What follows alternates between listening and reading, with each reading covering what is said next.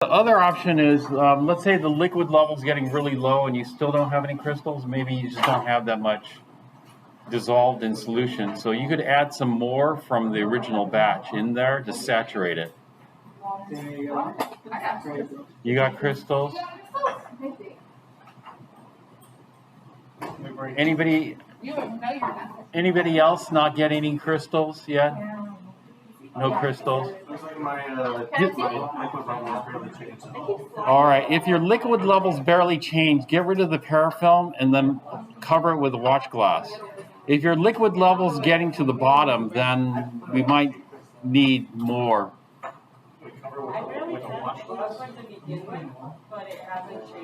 Yeah, you might want to add some more of the, like I said, the solid there. Do you know what a watch glass? This is a watch glass. I know what a watch glass is, but is that going to help? How's that going to help? How it helps is because it provides a bigger ventilation hole. You see, well, if you put this here, the spout is open. This just like prevents 7 holes in the top, so I don't. So should I just not put anything on top? No, you could just put. If you don't put anything on top, what tends to happen is stuff falls in there.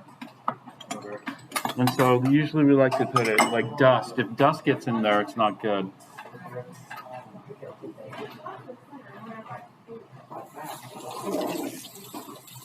All right, so this is just progress check for the crystals. Sometimes crystals take time to grow. What's that? On the bottom? Try to tilt it and see if there's something on the bottom. Am I supposed to have a watch glass between these two sizes? Unfortunately. If it doesn't fit, then you could leave it it without. This one fits fine, but... Well, Professor, the bottom looks a little bit light. I'll just leave it, and then we'll see. It depends on your liquid volume. If your liquid volume, the only thing is if nothing's going to fall in there and no dust, then you don't have to cover it with a watch glass. We cover it with a watch glass to prevent stuff from falling in and contaminating our solution in crystals. But it should be all right.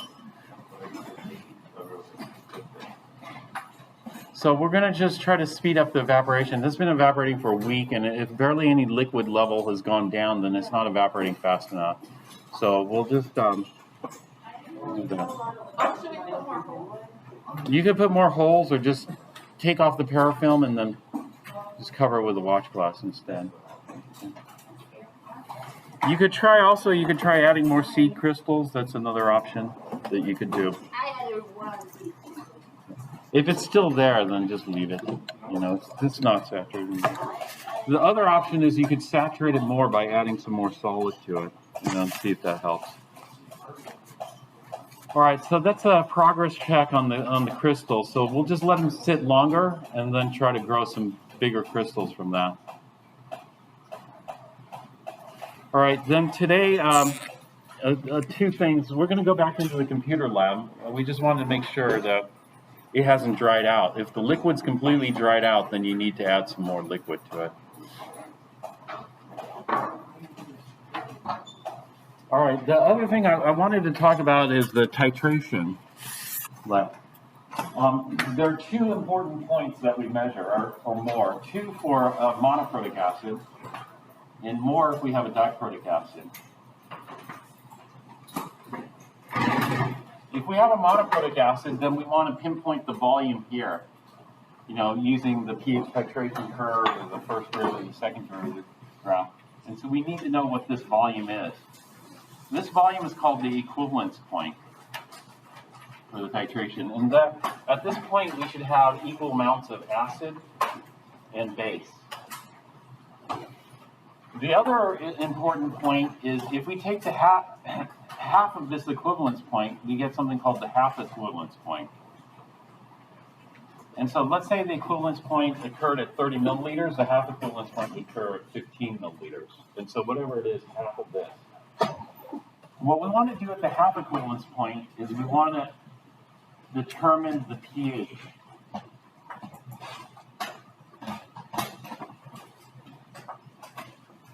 Okay, so what we have is we acid being titrated with a strong base.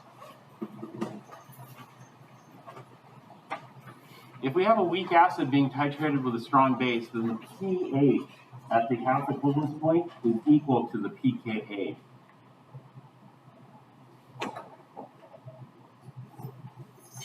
So from the equivalence point, we can do a calculation. And so we're going to have milliliters of sodium hydroxide.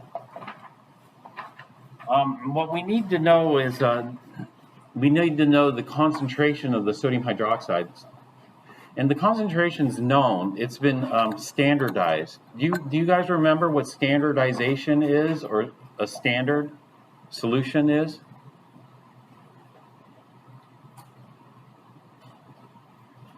What a standard solution is, it's a solution that has a concentration that's been accurately determined, accurately and precisely determined. All right, so we're going to have we're going to have XX milliliters of sodium hydroxide solution. Then what we're going to do with this is we're going to convert it into liters. And so this is from our experimental data. And we're going to have 1 liter per 1,000 milliliters. And then we're going to get the concentration. It's a standard. And so we get the concentration from the stockroom. So sodium hydroxide standard solution. And this is going to give us moles per liter. This number is going to come from the stockroom. The reason it comes from the stockroom is actually the lab techs in the stockroom. They're the people who standardize the sodium hydroxide. And how do they standardize it? Well, they ran a titration. And when they ran the titration, then they can determine what the concentration of that sodium hydroxide is to 4 sig figs. And so from stockroom, we should have 4 sig figs for this. All right, this gives us the moles of sodium hydroxide. And then we know, since this is monoprotic, that's the first thing we look at, the curve. The curve tells us this is monoprotic, because we only see one rise here.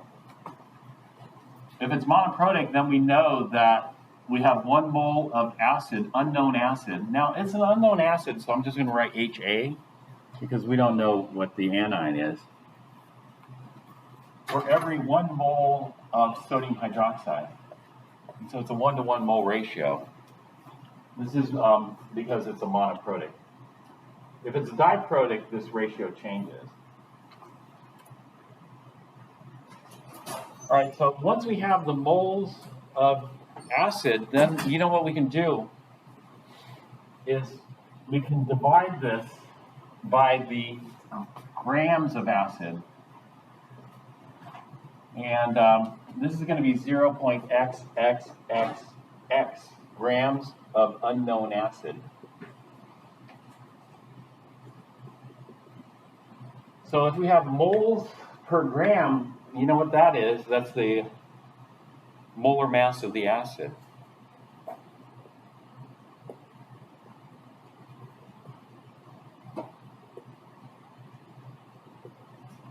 So there are 2 things we're going to use to identify this acid. The 2 things that we're going to use are 1, the molar mass of the acid, and 2, the pKa of the acid. And so there's a table in the handout that lists some potential acids by molar mass and pKa, and then what you're going to do is you're going to find the best match for the molar mass and the best match for the pKa. Sometimes they conflict. If they conflict, then you have to decide which one is easier to determine accurately. And so we can think, you know, which one of these, one or two, do you think would be more reliable? And, I'm sorry? The equation? No, not the equation is just the equation. Which data is more reliable? This equation is based on this, you know, pinpointing this, versus this pKa is based on pinpointing this. Which one do you think is easier or more reliable as far as pinpointing goes? Yeah, you might think two, because pinpointing that might be more difficult, but If you do the other one, it relies on this one here. yeah, this one relies on this feature. And so the situation is this. Let's say your calibration for the pH meter were off. If your calibration were off, then this is reading too high or too low. Does that make sense? But if your calibration were off, would that change this? No, it's not going to change this. And so pKa is susceptible to calibration errors and also dilution errors. You know, it depends on how overly dilute or how concentrated it is, because the pH depends on how much water you add to it. And so number one is actually more reliable. You know, and so primary, identify based on number one. Secondary, we want number two to agree.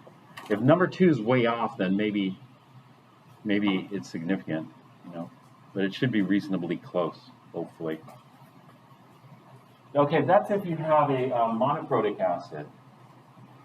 If you have a diprotic acid, it's going to look a little bit different, and you're going to have more points that you'll have to contend with.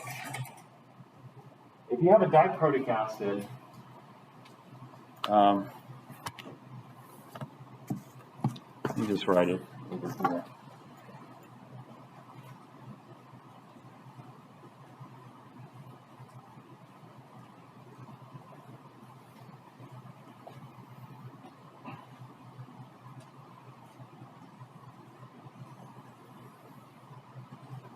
It depends on the pH. Your initial pH will define how big the first rise is.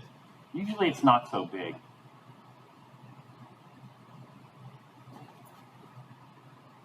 Okay, so we see this is called the first equivalence point here.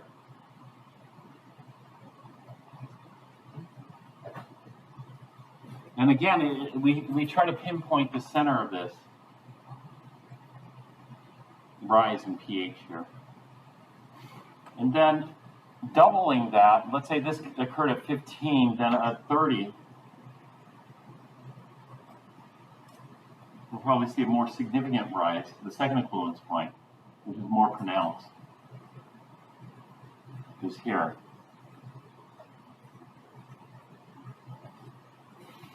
So one thing is, for diprotic acid, we see two equivalence points, two of these rises.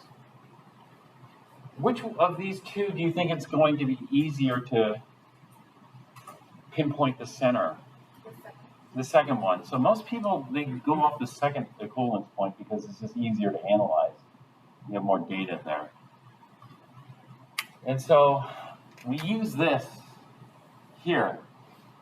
The second equivalence point goes here.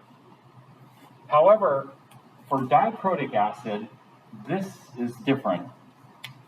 Instead of this mole ratio, we'll have this mole ratio. For every mole of H2A, this would be a diprotic acid, we need 2 moles of sodium hydroxide to neutralize the first and the second hydrogen on that. And so the first hydrogen gets neutralized here, and the second hydrogen gets neutralized here. And so this would be for the diprotic. And so again, we'll get the molar mass of the acid based on this, and hopefully from the molar mass we can identify our unknown acid. Okay, to reinforce that identification with some additional data, we analyzed the first half equivalence point. at the first half equivalence point,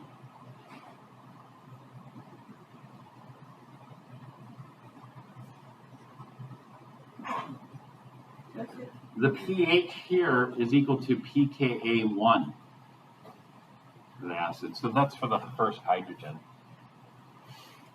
At the second half equivalence point here,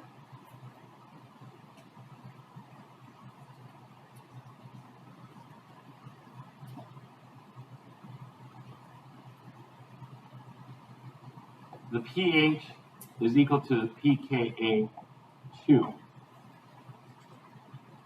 for the acid. So we need some data there. Fortunately, it's fairly flat, and so you don't have to take drop by drop in this region because it's flat. In fact, we call this region, this flat region, the buffer region because the pH just doesn't change much.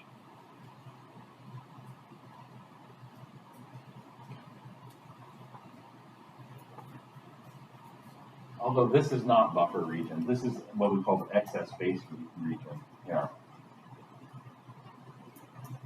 All right, so you need to show me how you determine the equivalence points here. Now, the equivalence points might not correlate with the data. The data might miss the equivalence point entirely.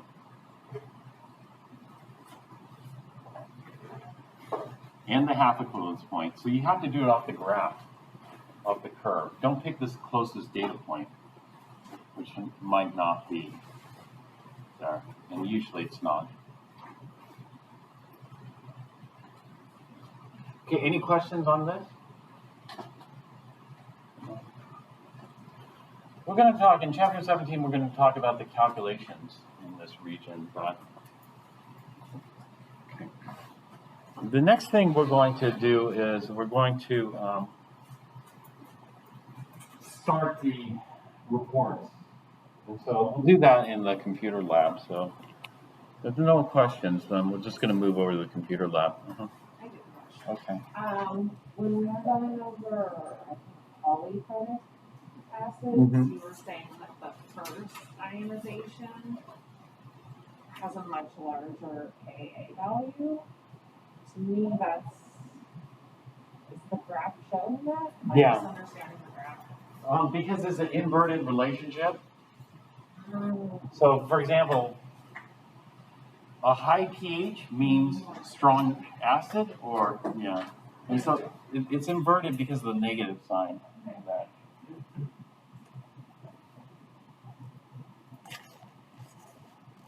Okay, any other questions? All right, let's go ahead and move over to the computer lab.